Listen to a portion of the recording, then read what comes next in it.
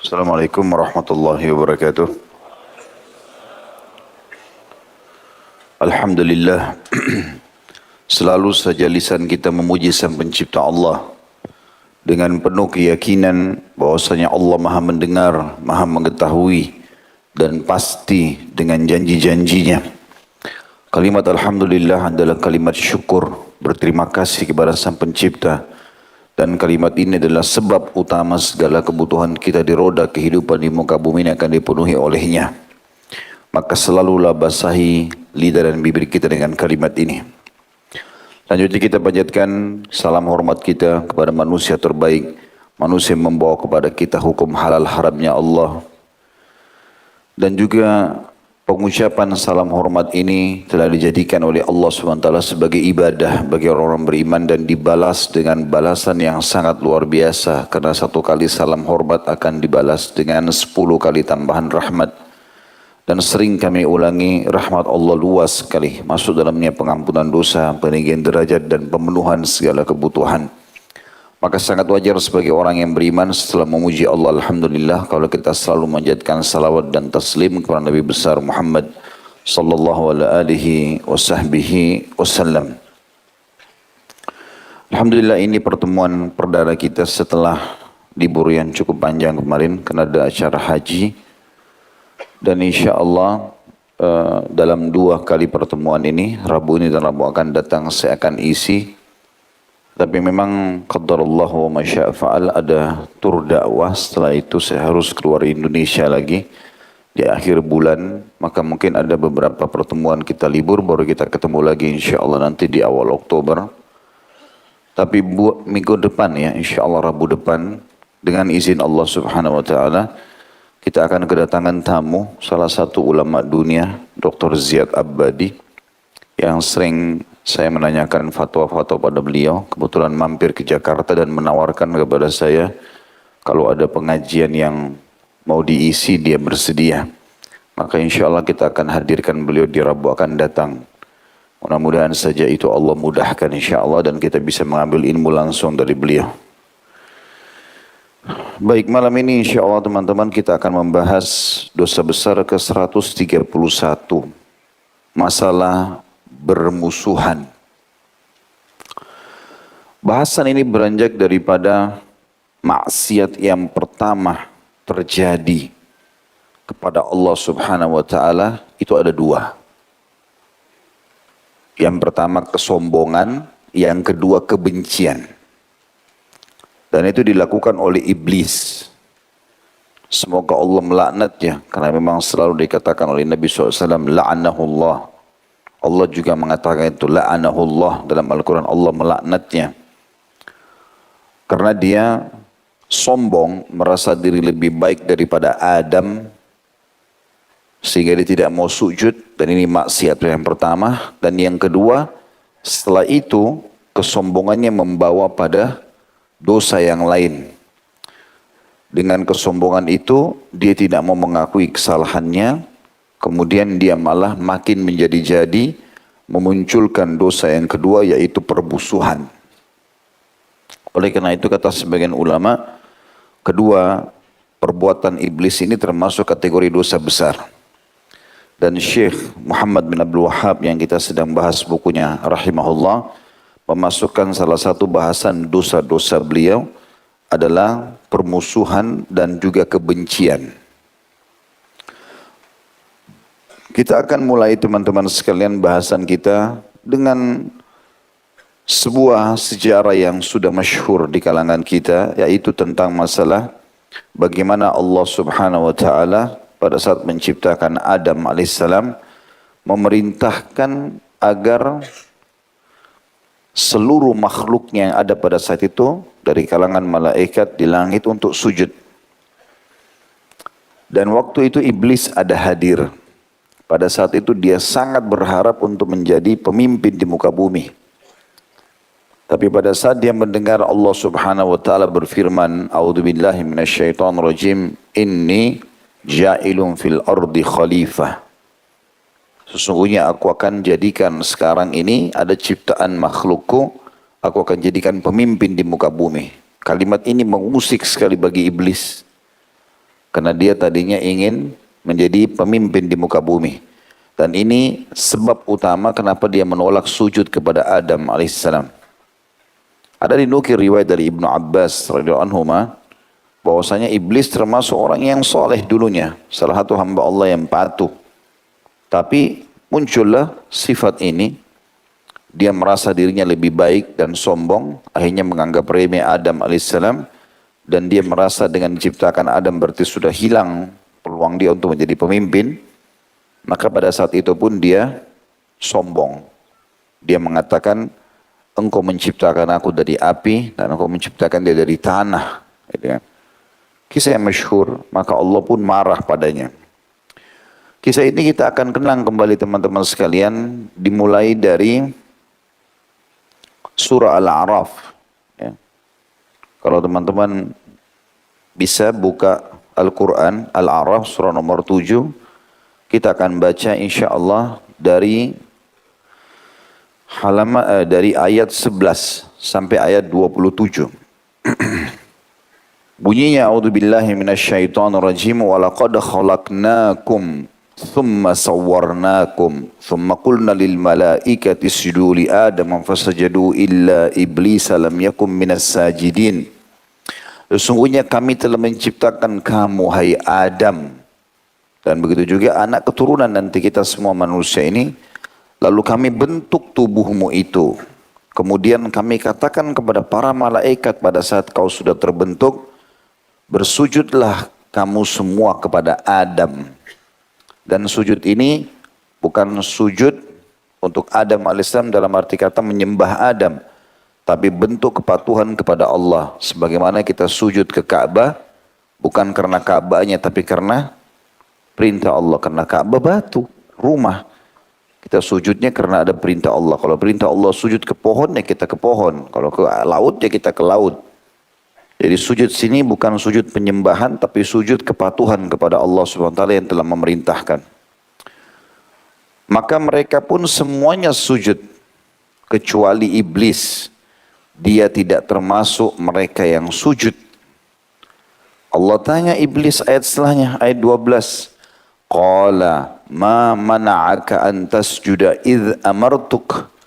Qala ana khairum minhu khalaqtani min narin wa khalaqtahu min tin. Allah berfirman, apa yang menghalangimu untuk sujud kepada Adam di waktu aku memerintahkannya atau menyuruhmu? Maka iblis menjawab, saya lebih baik daripada dia. Ini maksiat yang pertama. Ya, kesombongan. Engkau ciptakan saya dari api, sedangkan dia engkau ciptakan dari tanah. Sebenarnya api sama tanah dua-dua ciptaan Allah. Kita tidak bisa mengatakan ini lebih baik dari yang satunya. Karena dua-duanya punya manfaat yang besar. Tapi ini alasan saja yang dilakukan. Dan ini ciri orang sombong. Ciri orang sombong adalah selalu mencari-cari alasan untuk membenarkan sikap dia walaupun dia salah. Maka Allah murka padanya. Kenapa disuruh tapi tidak mau patuh? Ayat 13 Allah mengatakan, qala fahbit minha fama yakunu laka an tatakabbara fiha fakhruj innaka minas sagirin. Allah lalu berfirman kepada iblis, turunlah kamu dari surga itu. Keluar kamu dari sini, dari langit. Disuruh turun ke bumi. Karena kamu tidak sepatutnya menyombongkan diri di dalamnya.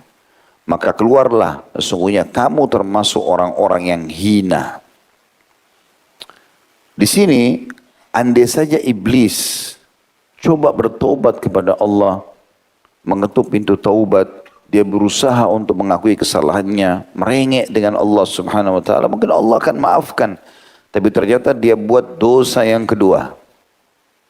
Ini yang jadi bahasan kita. Dia malah gejolakkan permusuhan di dalam hatinya. Apa yang dia bilang di ayat 14-nya? Qala anzirni ila yaumi yub'atsun. Iblis berkata, berilah tangguh saya sampai waktu mereka dibangkitkan. Panjangkan umurku ya Allah sampai hari kiamat. Untuk apa? Kenapa dia minta dipanjangkan umur? Nanti dijawabnya. Allah terima. Allah mengatakan, qala innaka minal munzarin. Kau mau dipanjangkan umurmu, baik. Sesungguhnya kamu termasuk orang-orang yang diberi tangguh. Lalu dia mengatakan, inilah permusuhannya. Ini dosanya nih. Yang kedua setelah sombong tadi. Ayat 16. Qala fabima agwaitani la'akudanna lahum siratakal mustaqim. Iblis lalu menjawab, karena engkau telah menghukum saya tersesat, maka saya benar-benar akan menghalang-halangi mereka dari jalan engkau yang lurus. Allah sudah bongkar buat kita, dan ini subhanallah ciri orang yang mengikuti kesalahannya dengan kesombongan ini. Kalau ada orang teman-teman sekalian berbuat salah di antara kita, yang terbaik, ya saya salah maafin, saya perbaiki. Itu paling baik. Ada orang enggak, dia salah, lalu dia sengaja balik menyerang untuk mencari kesalahan orang yang tadi benar itu. Ini yang banyak terjadi. Ya, ini sifat iblis.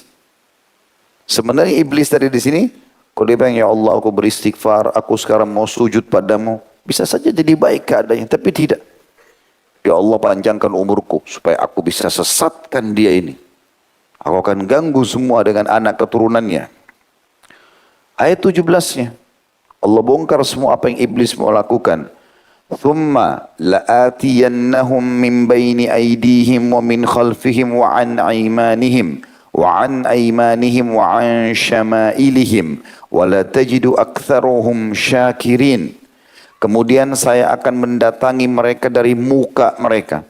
Godaan terus datang dari depan. Kalau terhalangi, dia turunkan pandangannya dari yang haram, maka saya akan mendatangi dia dari belakang. Digoda dari bisikan belakang. Dari kanan dan dari kiri mereka. Setiap ini ditutup, di belakang datang godaan. Di belakang tutup, sebelah kanan. Kanan ditutup, sebelah kiri. Terus dia menggoda. Dan engkau ya Allah tidak akan mendapati kebanyakan mereka bersyukur atau taat. Jadi dengan godaanku ini akan terjadi itu. Maka dengan dosa yang kedua ini, dia bukannya istighfar dan bertobat. Sebagaimana nanti kita tahu, Nabi Adam AS buat dosa. Tapi setelah buat dosa, Nabi Adam taubat. Allah terima taubatnya. Iblis tidak. Sudah dosa, malah dia tambah dengan dosa yang lain. Ya. Maka Allah mengatakan ayat 18, Qala khruj minha madhu'umam madhura. Laman tabi'aka minhum la'amla'anna jahannama minkum ajma'in. Allah berfirman, keluarlah kamu dari surga itu sebagai orang yang terhina lagi terusir. Sesungguhnya barang siapa di antara mereka mengikuti kamu dari Adam dan keturunannya ini, benar-benar aku akan mengisi neraka Jahannam dengan kamu semuanya. Ayat 19-nya. Wa ya Adam uskun anta wa zawjukal jannata fakula min haitsu syi'tuma wa la taqraba hadhihi syajarata fatakuna minadh dhalimin. Dan Allah berfirman, hai Adam, bertempat tinggallah kamu dan istrimu di surga, serta makanlah olehmu berdua buah-buahan di mana saja yang kamu suka. Semua pohon buah boleh kau makan. Dan jangan kamu berdua mendekati pohon yang satu ini. Allah larang. Ada satu yang dilarang. Sebagai ujian bagi Adam AS, lalu menjadilah kalian berdua, kamu dengan istrimu Hawa, termasuk orang-orang yang zalim. Mulailah syaitan membenarkan apa yang telah dia ingin dari Allah atau tunjukkan kepada Allah kalau dia akan menggoda Adam. Jangan kita anak cucunya, ayah kita pun digoda. Allah ceritakan di ayat 20-nya. فَوَسْوَسَ لَهُمَا الشَّيْطَانُ لِيُبْدِيَ لَهُمَا مَا وُرِيَ عَنْهُمَا مِنْ سَوْآتِهِمَا وَقَالَ مَا نَهَاكُمَا رَبُّكُمَا عَنْ هَذِهِ الشَّجَرَةِ إِلَّا أَنْ تَكُونَ مَلَكَيْنِ أَوْ تَكُونَ مِنَ الْخَالِدِينَ. Maka syaitan mulai membisikkan fikiran jahatnya kepada keduanya, Adam dan istrinya Hawa alaihimussalatu wassalam, untuk menampakkan kepada keduanya apa yang tertutup dari mereka, yaitu auratnya. Dan syaitan berkata, Tuhan kamu tidak melarangmu untuk mendekati pohon ini, melainkan supaya kamu berdua tidak menjadi malaikat atau tidak menjadi orang-orang yang kekal. Ya. Jadi kalimat khuld itu Dikatakan dalam ayat lain syajaratul khuld. Sebenarnya kalimat itu Allah ceritakan tentang kalimat yang diucapkan oleh iblis. Jadi sering saya dengar di masyarakat ada dikatakan buah khuldi, buah yang Nabi Adam langgar makan. Bukan itu namanya. Kalimat ini khuld itu keluar dari lisannya iblis, Allah ceritakan. Khuld artinya kekal. Ya. Jadi caranya iblis menggoda Adam, dia bilang, sebenarnya Tuhanmu tidak larang hai Adam untuk makan buah ini satu ini, kecuali karena Allah tidak mau kau kekal. Artinya kalau kau makan kau akan kekal nanti, umurmu panjang. Ternyata tergoda Adam alaihissalam. Allah ceritakan di ayat 21. Wa qasamahuma inni lakuma laminan nasihin. Dan syaitan atau iblis bersumpah kepada keduanya. Sesungguhnya saya adalah termasuk orang-orang yang memberi nasihat kepada kamu berdua. Artinya ini bagus lakukan. Seperti kalau orang mau mencuri, ambil aja nggak ada yang lihat. Nah, udah nggak apa-apa cium aja nanti urusannya tobat belakangan. Nah, atau apa? Waswas syaitan. Kalau datang itu baca isti'adah. A'udzubillahi minasyaitonirrajim. Jangan malah ikuti. Oh iya ini kesempatan. Syaitan kan dukung. Nah, anak-anak muda banyak cara halal. Jangan cara haram. Ayat 22. Fadallahuma bigurur. Falamma dhaqa asyajarata badat lahuma sawatuhuma wa tafiqa yakhsifani alaihima min warakil jannah wa nadahuma rabbuhuma alam anhakuma an tilkuma asyajarati wa aqul lakuma inna syaitana lakuma aduwwum mubin. Maka syaitan membujuk keduanya untuk memakan buah itu dengan tipu daya. Kata sebagian ulama tafsir, syaitan bukan, iblis bukan sekali menggoda Adam. Setiap saat, kayak tadi, dari depan, tak apa-apa tuh Adam makan aja. Adam AS menolak, dari belakang dibisikin kupingnya, dari samping kanan, dari samping kiri, terus. Sampai Allah mengatakan syaitan membujuk keduanya untuk memakan buah itu dengan tipu daya. Tipu daya maksudnya dengan angan-angan, bolak-balik diulang. Jadi kalau antum mau digoda syaitan berzina misalnya, atau berbohong atau apa saja, syaitan enggak sekali. Tapi terus dia cekokin kita sehingga kita rasa ada gejolaknya untuk melakukan perbuatan itu. Nampaklah bagi keduanya aurat-auratnya. Dan mulailah keduanya menutupinya dengan daun-daun surga. Dan aku katakan kepadamu, sungguhnya syaitan itu adalah musuh yang nyata bagi kamu berdua. Jangan diikutin. Yang terjadi, Adam alaihissalam mengambil langkah ini. Dan ini yang saya bilang teman-teman. Perbedaan Adam alaihissalam dengan iblis. Adam buat salah, langsung tobat. Iblis buat salah, makin sombong. Ya. Kita kalau buat salah sama orang, jangan makin dibesar-besarkan. Udah tahu salah, udah maafin saya salah. Jangan jengkel, dendam. Oh ini orang ini bongkar aib saya nih. Udah dicari kesalahannya untuk supaya orang itu juga ya, jatuh atau sengaja mencari-cari kesalahan. Padahal dia memang salah dasarnya. Ini perbedaan Adam alaihissalam dengan iblis. Perhatikan Adam pada saat Allah mengatakan, kan sudah saya larang. Jangan makan pohon itu. Lalu Adam berkata ayat 23-nya, qala, dua-duanya, Adam dan Hawa, dua-duanya berkata, Rabbana zalamna anfusana wa illam takfir lana wa tarhamna lanakunanna minal khasirin. Ya Tuhan kami telah menganiaya diri kami sendiri. Dan jika engkau tidak mengampuni kami dan memberi rahmat kepada kami, maksudnya ampuni dosa kami dan memudahkan kami setelah itu selalu patuh kepadamu, niscaya pastilah kami termasuk orang-orang yang merugi.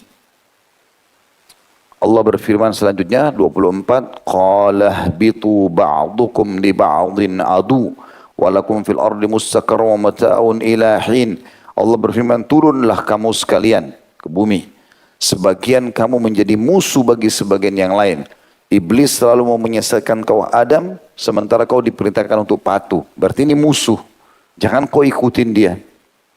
Dan kamu mempunyai tempat kediaman di bumi itu dan kesenangan. Maksudnya untuk membangun rumah, pakai baju, makan, segala macam, berkembang biak. di muka bumi itu sampai waktu yang telah ditentukan. Hari kiamat atau ajal secara individual. Ayat 25. Qala fiha tahyawna wa fiha tamutuna wa minha tukhrajun. Kata Allah, di bumi itulah kamu hidup dan di bumi juga itu kamu mati, dikuburkan nanti. Dan di bumi itu pula kamu akan dibangkitkan nanti. Ayat 26-nya, ya bani Adam. Lalu Allah ajak bicara kita semua, keturunannya Nabi Adam. Qad anzalna alaikum libasan yuwari sawatikum warisha. Wa libasut taqwa dhalika khair. Dhalika min ayatillahi la'allahum yadhakkarun. Hai anak Adam. Semua kalian, kita semua ini manusia. Sesungguhnya kami telah menurunkan kepadamu pakaian untuk menutup auratmu. Dan pakaian indah untuk perhiasan. Kami suruh kalian pakai baju yang bagus, yang penting halal, ya, bahannya dari sumber yang halal pakai dan tidak membuka aurat. Dan pakaian takwa, maksudnya pakaian yang mengikuti syarat, sumbernya halal dan tutup aurat, itu paling baik. Yang demikian itu adalah sebagian dari tanda-tanda kekuasaan Allah. Mudah-mudahan mereka selalu ingat. Maksudnya munculnya ide kalian untuk pilih warna baju, bentuknya, ya, warnanya, ini semua adalah ide dari Allah supaya kalian tahu bersyukur. Terakhir ayat 27, Allah ingatkan kita semua keturunan Adam. Apa yang terjadi pada ayah kalian jangan terulang ya. Ya bani Adam, la yaftinannakumus syaitanu kama akhraja abawaykum minal jannati yanzi'u anhuma libasahuma liyuriyahuma sawatihima. Innahu yarakum huwa wa qabiluhu min haitsu la tarawnahum. Inna ja'alna asyayatina awliya'a lilladina la yu'minun. Hai anak Adam, jangan pernah sekali-kali kamu dapat ditipu oleh syaitan. Sebagaimana ia telah mengeluarkan kedua ibu bapakmu dari surga. Jadi jangan sampai terulang lagi. Dibisikin lalu ikut langsung. Semua bisikan yang mengundang kepada kemaksiatan kepada Allah, syaitan. Gak ada negosiasi. Azan, berhenti sholat. Syaitan negosiasi itu. Masjid depan aja. Padahal kita nanti kehilangan sholat qabliyah. Kehilangan satu rakaat. Kalau sudah sampai masjid sana, macet. Di rumah aja sholatnya. Di rumah tunda-tunda. Minum teh dulu, mandi dulu, jawab WA-nya orang dulu. Akhirnya azan sholat yang selanjutnya datang. Kenapa ketawa? Tahu diri. Begitulah syaitan menggoda. Allah mengatakan, hai anak Adam, jangan sekali-kali kamu dapat ditipu oleh syaitan. Sebagaimana ia telah mengeluarkan kedua ibu bapakmu dari surga. Ia menanggalkan dari keduanya pakaiannya untuk memperlihatkan kepada keduanya auratnya. Jadi ternyata membuka aurat adalah target utama syaitan. Karena dengan terbukanya aurat, hilanglah rasa malu orang. Kapan orang sudah terbiasa jalan tidak pakai baju, walaupun misalnya aurat laki-laki dari perutnya sampai lututnya, kelihatan ke atas saja. Kalau sudah terbiasa dia buka, itu udah hilang rasa malunya. Ada orang kadang-kadang jalan di pinggir jalan tidak pakai baju. Seakan-akan dia tidak belum kesalahan. Was-was syaitan. Sesungguhnya ia dan pengikut-pengikutnya melihat kamu dari satu tempat yang kamu tidak bisa melihat mereka. Artinya Allah memberikan syaitan, iblis dan keturunannya bisa melihat kita. Tapi kita nggak bisa melihat mereka.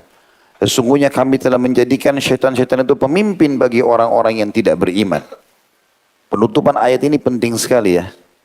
Kapan teman-teman sedikit saja, apalagi kalau banyak, meluangkan waktu untuk ibadah kepada Allah Subhanahu wa taala, membaca Al-Qur'an, berzikir, berdoa, hadir majelis ilmu, apa saja kebaikan antum buat sedikit saja, itu sudah banyak menutup pintu-pintu syaitan. Syaitan enggak semudah itu menggoda kita. Tapi kalau orang lalai, jauh dari agama Allah Subhanahu wa taala, jauh dari ibadah, maka itu Allah memang mendatangkan syaitan untuk jadi pemimpin dia. Dikuasailah mereka oleh syaitan. Itu teman-teman sekalian surah Al-A'raf yang panjang lebar menceritakan tentang masalah bagaimana iblis laknatullahi alaihi menyesatkan kedua orang tua kita. Tentu teman-teman, surga yang disebutkan dalam ayat ini khilaf di antara orang panjang lebar. Apakah surga nanti akan kita tinggali atau surga yang lain? Karena jannah bisa berarti taman. Ibnu Qayyim rahimahullah sudah panjang lebar mengangkat khilaf pendapat ulama ini dalam buku beliau Hadil Arwah atau terjemahan bahasa Indonesia kalau tidak salah sekarang Tamasya ke Surga. Jadi kalau teman-teman beli buku itu tentang surga, Ibnu Qayyim menulis banyak sekali keterangan. Di awal-awalnya beliau menjelaskan tentang khilaf ulama tentang masalah itu. Tapi yang penting buat kita adalah ambil pelajaran dari kasus bagaimana iblis menggoda Adam alaihi wassalatu wassalam. Juga dalam ayat lain teman-teman sekalian, dalam surah Al-Isra, surah nomor 17, ayat 61 sampai 65 ya. Allah berfirman, A'udzu billahi minasyaitonir rajim, ayat 61 surah Isra. Wa idz qulna lil malaikati isjudu li Adama fasajadu illa iblisa qala asjudu liman khalaqta tina. Dan ingatlah, makna ingat dalam Al-Quran artinya pelajarilah. Ya. Tak kala kami berfirman kepada para malaikat, sujudlah kamu semua kepada Adam. Maka lalu mereka sujud kecuali iblis. Lalu dia berkata, ini kesombongan dia, apakah aku akan sujud kepada orang yang engkau ciptakan dari tanah? Lalu ayat 62-nya, Qala ara'aitaka hadha alladhi karramta alayya la in akhartani ila yaumil qiyamati la ahtanikanna dzurriyyatahu illa qalila. Iblis berkata, terangkanlah kepadaku, inikah orang yang engkau muliakan atas diriku? Jadi sombong sekali ngomongnya sama Allah. Seakan-akan dia mengatakan, inikah yang kau berlebihkan dari aku ya Allah? Ya, na'udzubillah. Sesungguhnya jika engkau memberi tangguh kepadaku umur yang panjang sampai hari kiamat, niscaya benar-benar aku akan sesatkan keturunannya kecuali sebagian kecil. Dan di sini iblis dalam ayat Isra ayat 62 ini dia menggabungkan langsung dua dosa itu, kesombongan sekaligus pembencian. Ya, yang tadinya di surah Al-A'raf dipisah. Ya, maka Allah pun berfirman dan marah kepada iblis ayat 63-nya, Qala dhhab faman tabi'aka minhum fa inna jahannama jazaukum jazaa'an mawfura. Allah berfirman, pergilah, diusir oleh Allah. Barang siapa di antara mereka mengikuti kamu, maka sungguhnya neraka Jahannam adalah balasanmu semua sebagai satu pembalasan yang cukup. Lalu Allah berikan kesempatan iblis. Dia sudah niat menyesatkan, Allah berikan kesempatan dia. Tetapi nanti ada ayat setelahnya memastikan kalau orang dekat sama Allah tidak bisa digoda sama iblis. Ayat 64 Allah bilang, "Wastafziz man istata'ta minhum bisawtika wa ajlib alaihim bi khaylika wa rajlika wa syarikhum fil amwali wal auladi wa'idhum wa ma ya'iduhum asyaitanu illa gurura." Dan hasunglah siapa yang kamu sanggupi di antara mereka dengan ajakan-ajakanmu. Dia kuasai mereka. Coba kau datang kuasai mereka, anak Adam itu. Dengan ajakanmu, bisikan-bisikanmu. Dan kerahkan terhadap mereka pasukan berkuda dan pasukanmu yang berjalan kaki. Berarti iblis juga punya bala tentara. Mereka berkuda, mereka juga berjalan kaki. Dan berserikatlah dengan mereka pada harta dan anak-anak. Allah izinkan iblis menggoda kita di harta, menggoda kita di anak-anak. Ya. Ada orang jadi kufur kepada Allah, tidak bersyukur, bahkan mencuri karena harta, karena anaknya. Dan berilah janji mereka, bangun angan-angan. Dan ketahuilah kata Allah, tidak ada yang dijanjikan oleh syaitan kepada mereka melainkan tipuan belaka saja. Jadi Allah sudah izinkan iblis, tapi Allah ingatkan kita orang beriman. Lalu Allah batasi. Ini ayat 65 berita gembira buat kita. Asal teman-teman coba beriman kepada Allah, ya, ikut di pengajian, dengarkan nasihat-nasihatnya, amalkan ilmu agama itu, maka Allah menjanjikan. Ayat 65 Isra. Inna ibadi laisa laka alaihim sultan wa kafa bi rabbika wakila.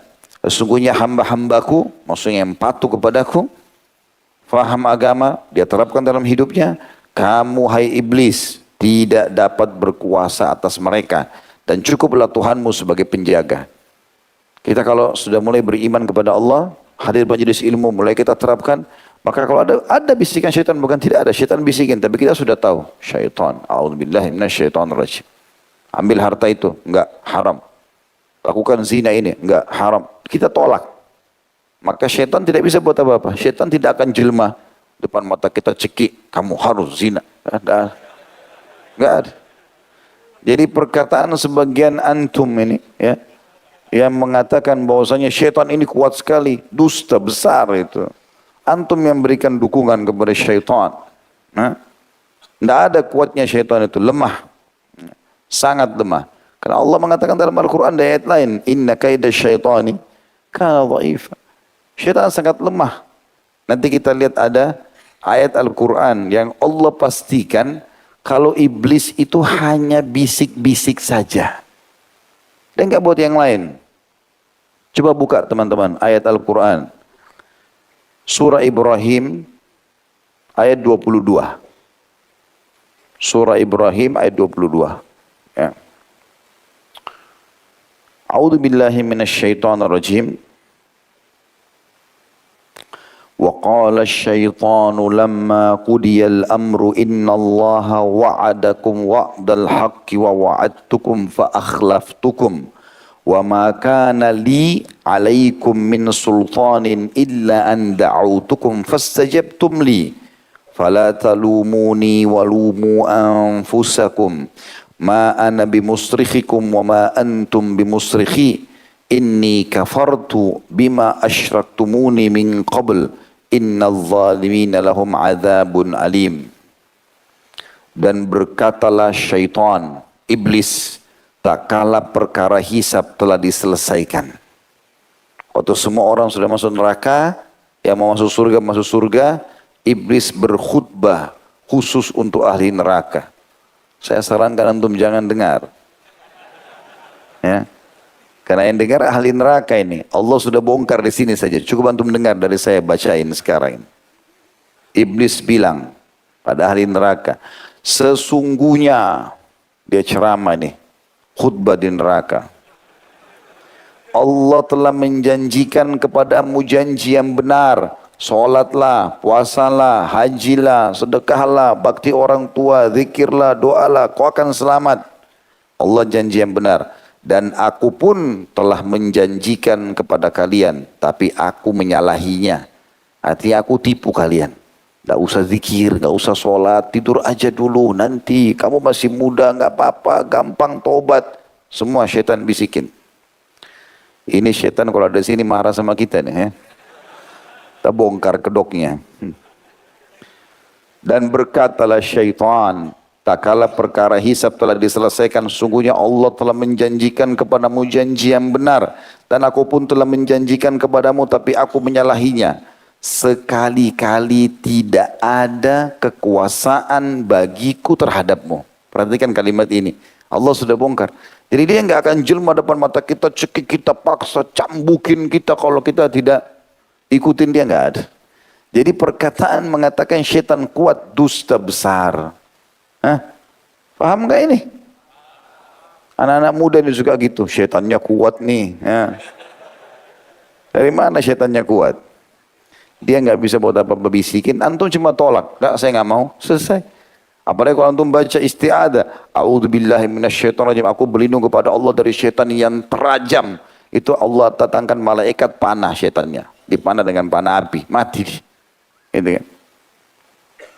Lalu dia mengatakan apa? Sekali-kali tidak ada kekuasaan bagiku terhadapmu, melainkan ini Allah bongkar iblis. Sekedar aku menyeru kamu, lalu kamu mematuhi seruanku. Aku cuma bisik-bisik kok. Salah sendiri kenapa ikuti saya gitu. Ya, gitu bahasa dia. Alaihi la'natullah. Oleh sebab itu, janganlah kamu mencerca aku. Jangan salahin aku kalau masuk neraka. Siapa suruh ikutin dulu gitu. Akan tapi cercalah dirimu sendiri. Aku akan tetapi cercalah dirimu sendiri. Aku sekali-kali tidak dapat menolongmu, dan kamu pun sekali-kali tidak dapat menolongku. Sesungguhnya aku tidak membenarkan perbuatanmu mempersekutukan aku dengan Allah sejak dulu. Ya. Sesungguhnya orang-orang yang zalim itu mendapat siksaan yang pedih. Ini lihat kurang ajarnya iblis. Udah sesatin orang, pas sudah masuk neraka, saya nggak mau tanggung jawab. Salah sendiri. Berlepas diri. Makanya jangan diikuti. Ya. Dan Allah SWT juga menggambarkan, dan ini disayangkan sekali, kenapa banyak orang yang mengikuti syaitan, padahal sudah diingatkan. Allah berfirman dalam surah Saba ayat 20. A'udzu billahi minasyaitonir rajim. Jadi dia berusaha menghiasi maksiat berbuat supaya manusia terjerumus dan dia ingin membuktikan kalau iman dia berhasil. Ya, makanya jangan buat syaitan bergembira. Surah Saba, surah nomor 34 ayat 20. A'udzu billahi minasyaitonir rajim.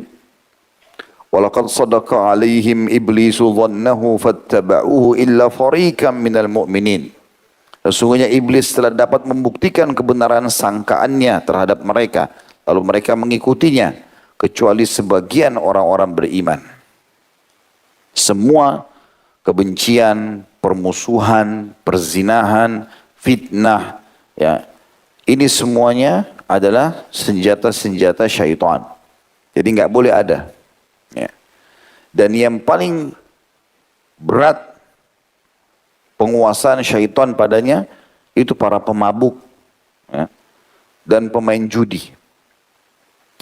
Dua ini, ya, tentu yang lain juga semua perbuatan buruk dikuasai syaitan. Tapi kalau sudah terjerumus dalam dua perbuatan dosa ini, maka dosa yang lain jadi kecil bagi dia. Siapa yang sudah sentuh khamar, maka berzina, membunuh, ghibah, jadi kecil buat dia. Siapa yang sudah main judi, maka mencuri, menipu, jadi mudah buat dia. Allah ingatkan dalam Al-Quran, surah Al-Ma'idah, surah nomor 5 ayat 90 sampai 91. A'udzu billahi minasyaitonir rajim. Al-Ma'idah 90-91 tentang pengharaman khamr. Ya ayyuhalladzina amanu innamal khamru wal maisiru wal ansabu wal azzamu rizqun min amali syaitan. Rizqum min amali syaitani fajtanibuhu la'allakum tuflihun. Innama yuridu syaitanu an yuqi'a bainakumul adawata wal baghdha'a fil khamri wal maisri wa yasuddakum an dzikrillahi wa anis shalah. Fahal antum muntahun. Hai orang-orang beriman, Allah perintahkan kita supaya kau selamat dari syaitan. Ketahuilah sesungguhnya meminum khamar, dan khamar semua yang memabukkan, baik cairan ataupun serbuk, bubuk, daun, apalah kayak narkotika semua, daun ganja, obat-obatan, semua ini sama. Yang penting dia memabukkan, membuat orang keluar dari alam normalnya, berarti khamar. Sesungguhnya khamar, berjudi, berkorban untuk berhala, sesajen-sesajen, ya, mengundi nasib dengan panah. Yang sudah pernah kita ceritakan, orang Arab berjahiliyah dulu suka mengundi nasib dengan anak panah. Jadi dia taruh anak panah ditulis, pergi atau lakukan, yang satu tidak lakukan, yang satu lagi kosong. Taruh dalam satu kotak, lalu dia kalau mau lakukan satu perbuatan, dia pergi ke dukunnya, dukunnya sudah dibayar untuk jaga kotak itu. Ya.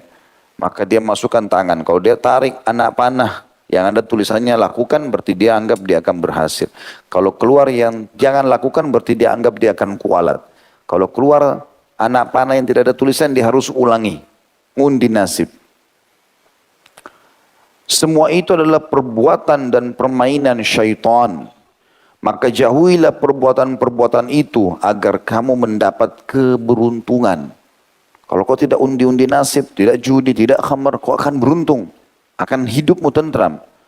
Sesungguhnya syaitan itu bermaksud hendak menimbulkan apa? Permusuhan. Ini bahasan kita. Dia di situ konsepnya, dia ingin sebarkan itu.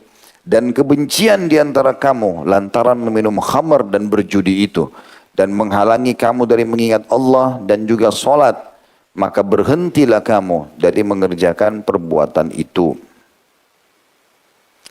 Oleh karena itu Allah SWT melarang kita mengikuti langkah-langkah syaitan. Semua bisikannya tolak dari awal. Pokoknya kapan bisikan itu menuju kepada maksiat kepada Allah, maka berarti syaitan. Jauhi, tolak. Dan Allah menyebutkan itu dalam surah An-Nur. Surah nomor 24 ayat 21. A'udzu billahi minasyaitonir rajim. Ya ayyuhalladzina amanu la tattabi'u khutuwatis syaitan. Wa man yattabi' khutuwatis syaitan fa innahu ya'mur bil fahsya'i wal munkar. Hai orang beriman, janganlah kamu mengikuti langkah-langkah syaitan. Barang siapa yang mengikuti langkah-langkah syaitan, maksudnya bisikan-bisikannya, upayah-upayahnya, langkah demi langkah, maka sungguhnya syaitan menyuruh mengerjakan perbuatan yang keji dan mungkar. Juga teman-teman sekalian, disebutkan di dalam surah An-Nisa, dimulai dari ayat 117 sampai 121. A'udzu billahi minasyaitonir rajim.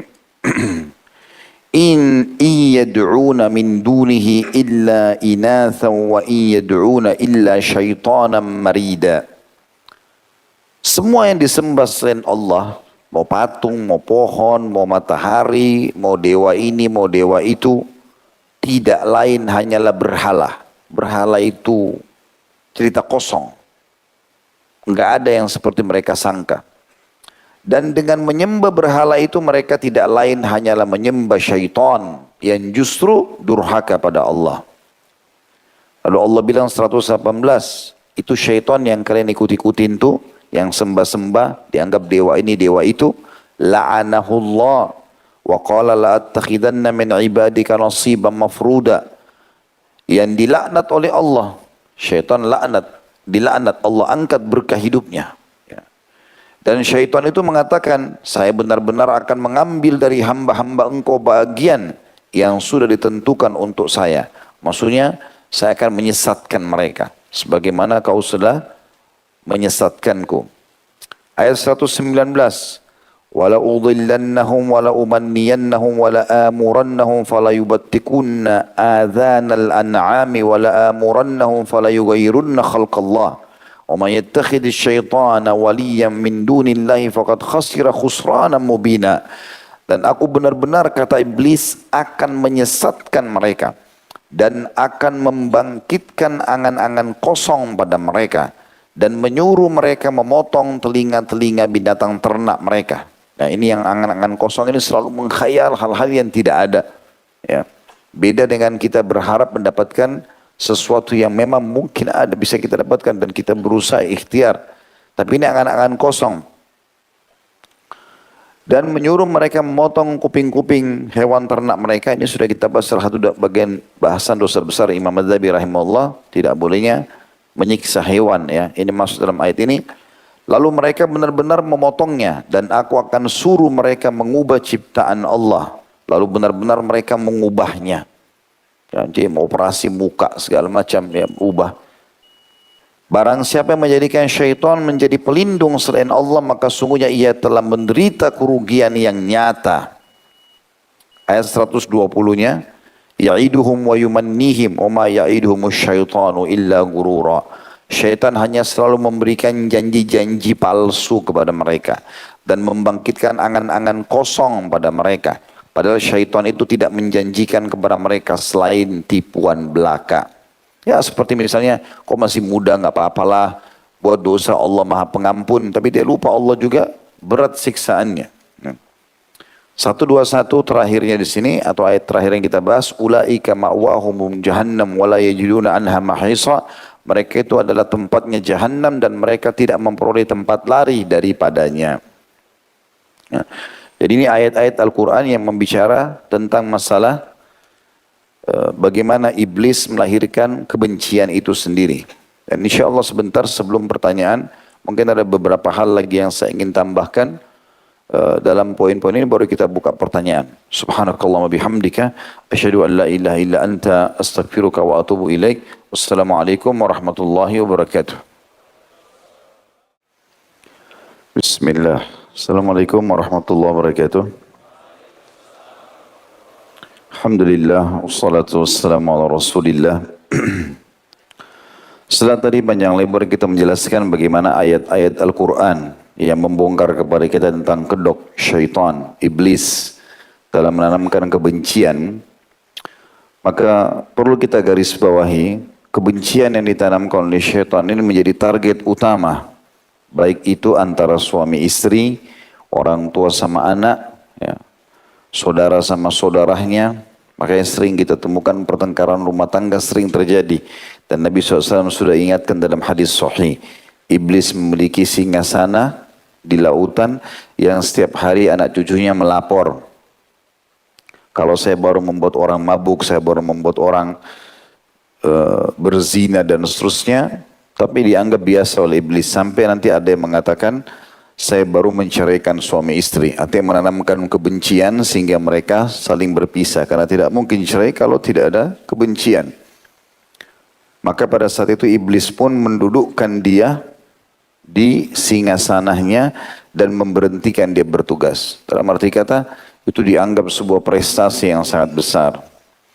Juga kita temukan seringkali terjadi anak-anak yang durhaka sama orang tuanya. Bahkan kita pernah dengar berita ada anak yang membunuh orang tuanya. Itu semua penanaman kebencian dari syaitan. Begitu juga dengan sahabat dengan sahabat. Seperti dalam ayat Al-Quran yang berbunyi, Inna syaitanu yanzigu bainahum. Sesungguhnya syaitan itu masuk di tengah-tengah mereka. Kata sebagian ulama, yang dimaksud dengan masuk di antara mereka adalah merusak hubungan yang sudah ada. Jadi bagaimana caranya supaya persahabatan itu jadi bercerai-berai, jadi rusak semuanya. Dan itu sesuai dengan sabda Nabi SAW, hadis sahih riwayat Muslim, kata Nabi SAW, ayya'budahul musalluna fi jaziratil Arab walakin fit tahrishi bainahum. Sesungguhnya syaitan itu sudah putus asa untuk disembah oleh orang-orang yang sholat di jazirah Arab. Maksudnya orang yang ibadah, sholat itu sudah aman. Kalau dia sholat akan jauh dari kufur. Ya. Tetapi syaitan akan masuk untuk menanamkan permusuhan di antara mereka. Jadi jangan heran teman-teman sekalian, kita temukan banyak fenomena sekarang. Bahkan orang-orang yang sudah ikut di pengajian, penampilannya sudah Masya Allah mengikuti sunnah Nabi SAW, baik ikhwatnya ataupun ikhwanya, ternyata lisannya selalu menjatuhkan orang, menggibah, memfitnah, ya. Masuk permusuhan, dan itu pintu syaitan. Seharusnya dengan duduk di majelis ilmu dia makin baik, makin bisa mengontrol semua itu. Baik, mari kita renungi sama-sama beberapa hadis Nabi alaihi salatu wassalam yang ini saya sampaikan. Bagaimana kita menutup pintu-pintu syaitan itu. Yang pertama adalah hadis Amr bin As radhiyallahu anhu dalam hadis Bukhari Muslim. Kata Nabi SAW, orang Islam adalah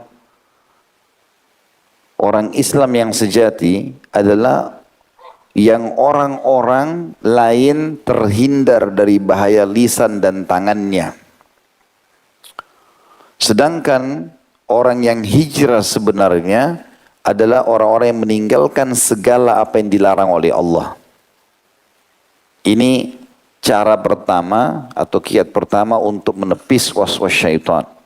Yaitu dengan cara mengontrol lisan kita supaya jangan sampai kita menyakiti orang lain. Kontrol. Kalau kita mau berbicara, bicaralah sesuatu yang bermanfaat. Kalau teman-teman mau bertanya pun, sebelum bertanya, tanya. Ini pertanyaan bermanfaat gak buat saya? Gitu, saya pernah berbagi dalam taklim kita teman-teman sekalian. Kalau antum mau bertanya sesuatu, tanya dulu. Ini bermanfaat gak buat saya? Misal di sebelah antum orang pakai baju warna merah, kah warna biru, kah warna hijau, warna putih.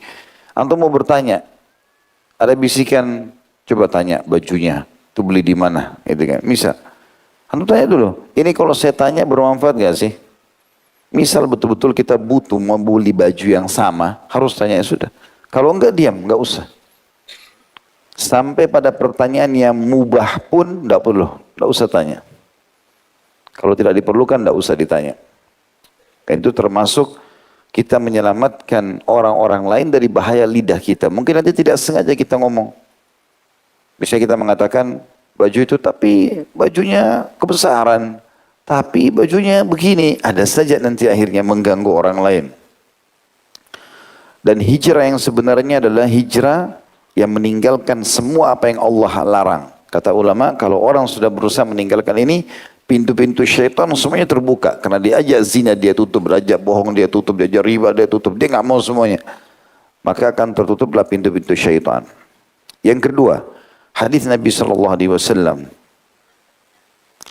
diriwayatkan oleh Imam Muslim, masih dari sahabat Nabi yang lain, tapi anaknya. Tadi Amr bin As, ini anaknya Abdullah bin Amr bin As radhiyallahu anhuma, ia berkata, Rasulullah SAW bersabda, barang siapa yang ingin dijauhkan dari api neraka, selamat dari godaan syaitan, dan dimasukkan ke dalam surga, hendaklah apa yang menjadi angan-angannya benar-benar diusahakan.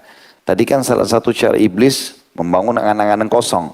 Maka kita harus angan-angan yang positif. Misal angan-angan ingin haji, ya, ingin mati syahid, ingin punya rezeki yang banyak, bersedekah pada orang, ya, itu angan-angan yang baik.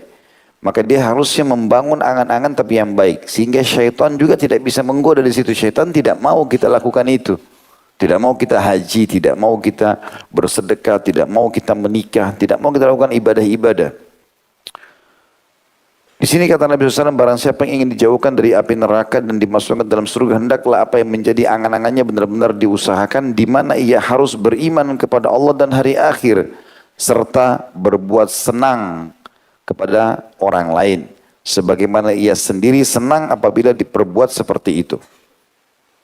Jadi artinya selalu kita melakukan hal-hal yang positif, sehingga perbuatan itu kalau syaitan pun mau goda, dia mau berusaha kita berhentikan. Tapi kalau dia tidak bisa, misal antum mau dulu di majelis ilmu seperti ini, syaitan awalnya memberatkan, Blok M jauh, macet, tidak usah datang.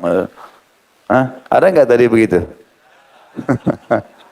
Bagus, pengakuan yang positif. Tapi karena antum melawan, enggak, saya mau datang pengajian, mau nambah keimanan. Dia nggak bisa buat apa-apa kan? Nggak mungkin ban motor antum dikempesin sama syaitan. Atau dia ambil bensinnya supaya nggak bisa jalan, enggak. Nah pada saat kita sudah melakukan itu, syaitan nggak bisa buat apa-apa. Karena sudah program positif kan. Paling dia coba selipkan mungkin sedikit ngantuk, menghayal, mungkin apa ada, kalau dia bisa selipin riak supaya dianggap orang hadir mungkin. Tapi yang lain sudah tidak bisa, dia nggak bisa berhentikan. Makanya hadits ini sangat mulia. Jadi dia melakukan hal-hal yang positif. Hadits yang lain, hadits yang ketiga adalah dari Anas radhiyallahu anhu, hadits riwayat Bukhari Muslim. Kata Nabi SAW, jangan kalian saling membenci.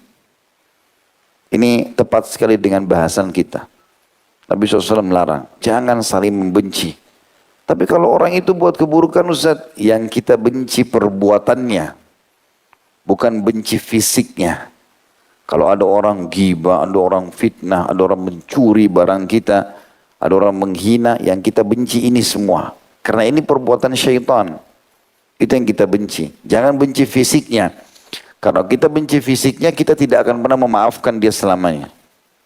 Akhirnya melihat pun kita nggak mau lihat misalnya. Nggak, itu was-was syaitan. Kita nggak boleh kotori hati kita. Jadi kalau ada seseorang yang berbuat salah, yang kita benci perbuatan salahnya. Ini kan pernah saya kasih contoh. Kalau kita makan jeruk, asam. Yang dibenci apanya? Asamnya. Jangan jeruknya. Karena kalau jeruknya nanti kita tidak akan makan jeruk seumur hidup. Kenapa gak makan jeruk? Asam. Itu kan jeruk yang lalu. 10 tahun yang lalu. Sekarang belum tentu asam. Kalau makan ikan amis. Amis yang kita tidak suka. Bukan ikannya. Kalau ikannya kita gak bakal makan ikan selamanya. Jadi jangan tanamkan kebencian kecuali pada perbuatan yang salah. Karena perbuatan ini, yang keliru ini, yang dianggap salah oleh agama, itu yang kita benci. Ya. Kata Nabi SAW, jangan saling membenci. Jangan hasut, iri. Kalau apapun diberikan kepada seseorang, Allah berikan kepada seseorang, kita jangan iri dengan dia. Allah lebih tahu kenapa diberikan kepada orang tersebut. Tapi kita boleh ghibthah. Sudah sering saya jelaskan, ghibthah adalah Kita kalau lihat nikmat pada seseorang, dia pintar, dia kaya, dia gagah, dia cantik, dia apalah kelebihan yang Allah kasih, kita mengatakan, ya Allah berikanlah aku sebagaimana kau berikan kepada dia. Tanpa berharap nikmat itu hilang dari dia. Itu boleh. Ghibtah, positif. Tapi kalau kita berharap hilang dari dia, dosa. Kata Nabi SAW, hati-hati kalian dengan hasad karena dia bisa membakar pahala sebagaimana api membakar kayu bakar. Ya. Ini sering saya kasih contoh. Jadi nggak boleh teman-teman. Tetangga beli kulkas kita yang kedinginan. Ya. Kenapa dia beli kulkas baru itu?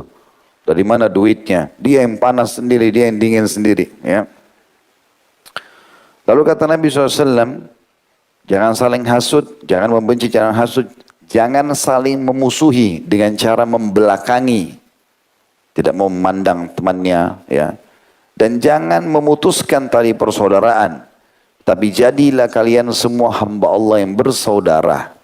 Ingatlah, seorang muslim tidak diperbolehkan mendiamkan saudaranya lebih dari 3 hari. Ini semua pintu-pintu menutup pintu syaitan ini. Ya. Ada orang bermusuhan sampai sekian tahun. Tidak boleh. Begitu juga hadis selanjutnya yang keempat adalah hadis riwayat Muslim. Dari Abu Hurairah radhiyallahu anhu bahwasanya Nabi SAW bersabda, pintu-pintu surga dibuka tiap hari Senin dan Kamis. Besok ini hari Kamis dibuka pintu surga. Maknanya dibuka pendaftaran. Kemudian pada hari itu diampuni dosa setiap hamba yang tidak menyekutukan Allah dengan sesuatu apapun. Tidak syirik, Allah ampuni. Kecuali orang yang bermusuhan dengan saudaranya. Maka dikatakan, tunggulah 2 orang ini.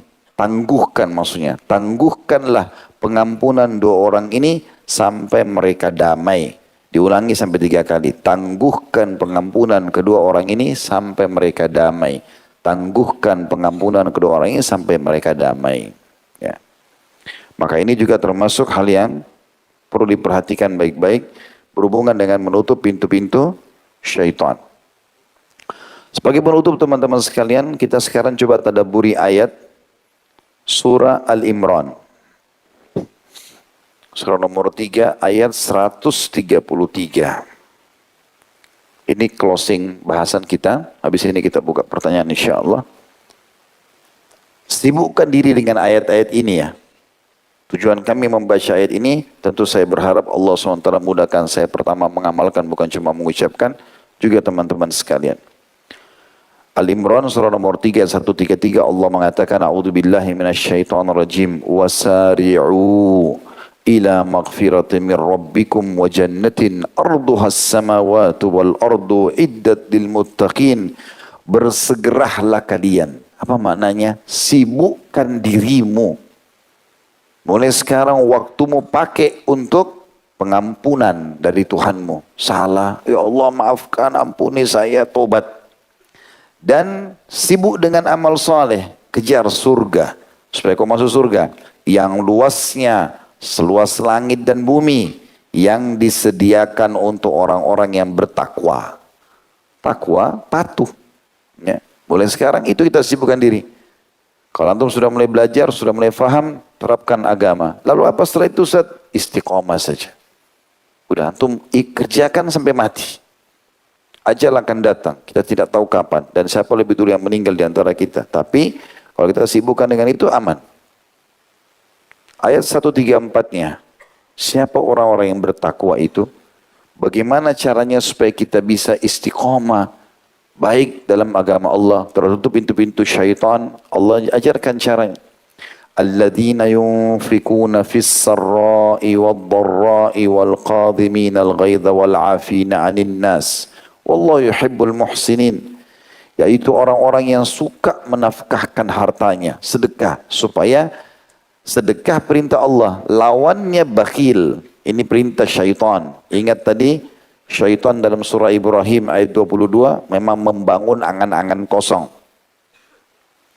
Yang kedua, di sini dikatakan yang pertama yaitu orang-orang yang menafkahkan harta mereka baik di waktu lapang maupun sempit. Biar baik dia kaya ataupun dia miskin.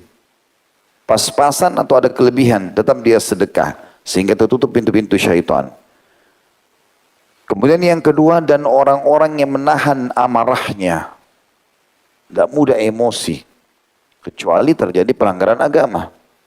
Nabi SAW tidak marah kecuali terjadi pelanggaran agama. Selain daripada itu beliau mudahkan semua. Ini juga resep awet muda. Yang ketiga, dan suka memaafkan kesalahan orang.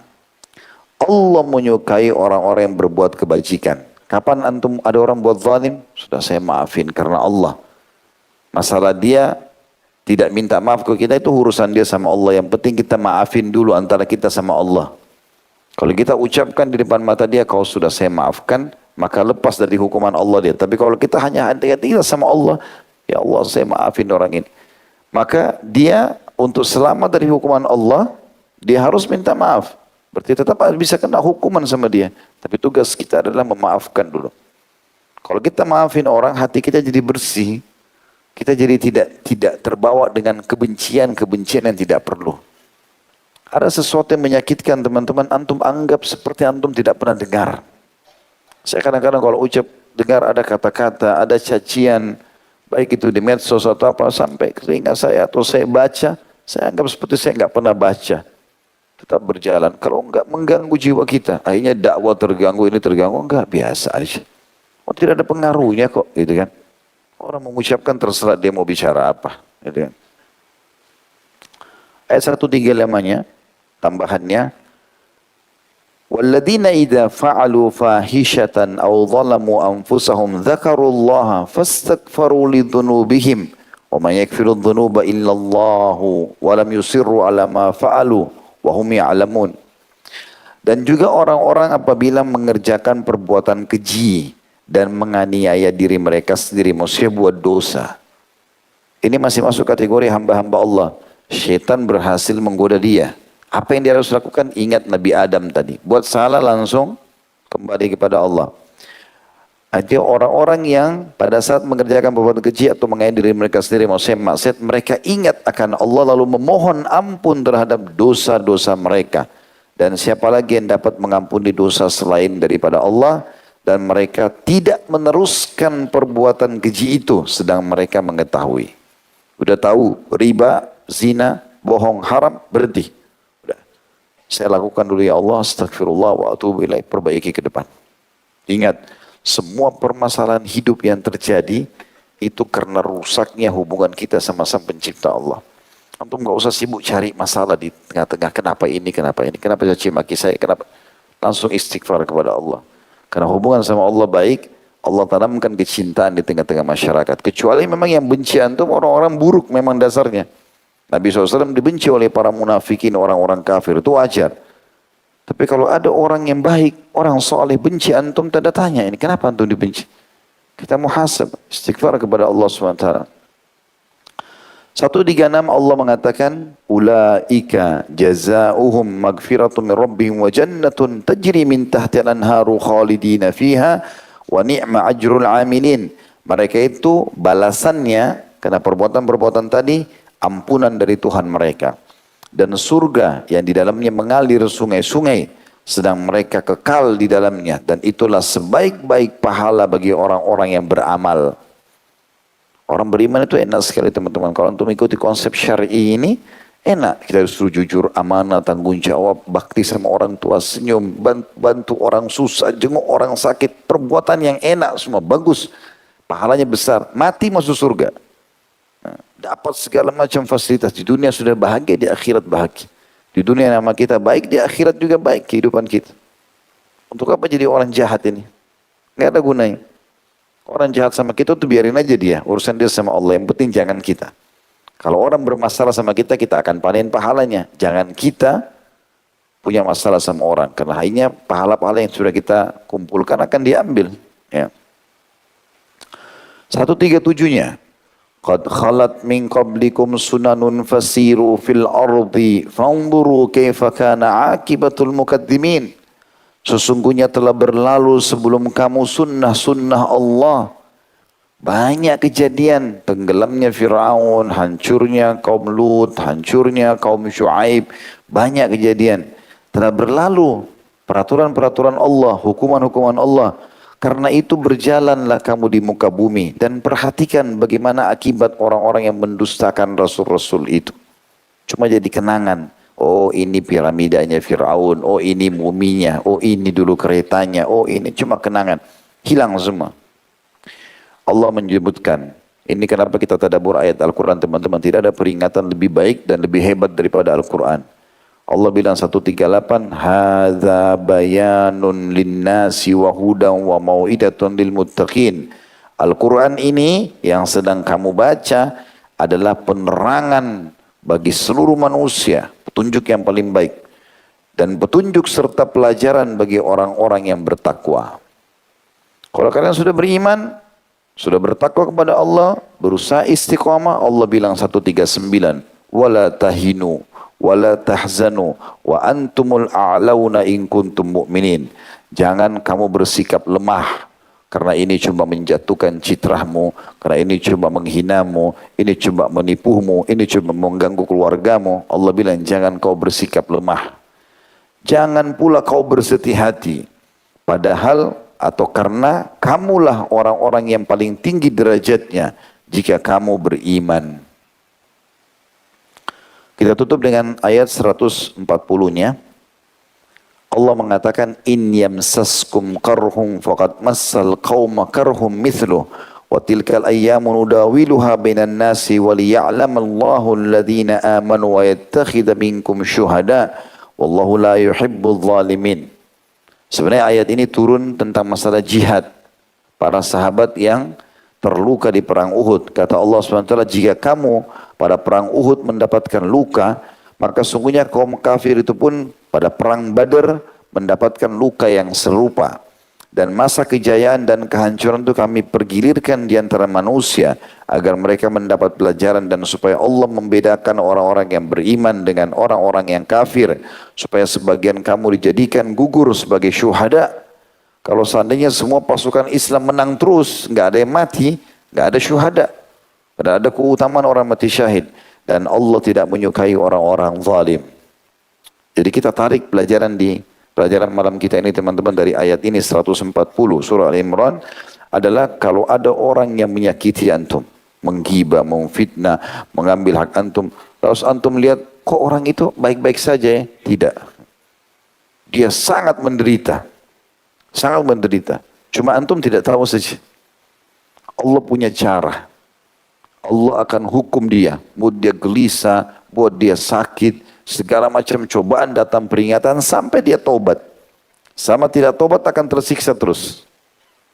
Jadi tidak ada namanya orang tidak dihukum, itu mustahil. Ya. Allahu a'lam. Ini bahasan kita insya-Allah. Mudah-mudahan bermanfaat apa yang kita bahas pada malam ini dan semoga dijadikan oleh Allah sebagai tambahan amal kita pada hari kiamat. Semoga seluruh amal yang pernah kita kerjakan, yang sedang kita kerjakan, yang akan kita kerjakan sampai menjelang ajal nanti diterima dengan pahala yang sempurna.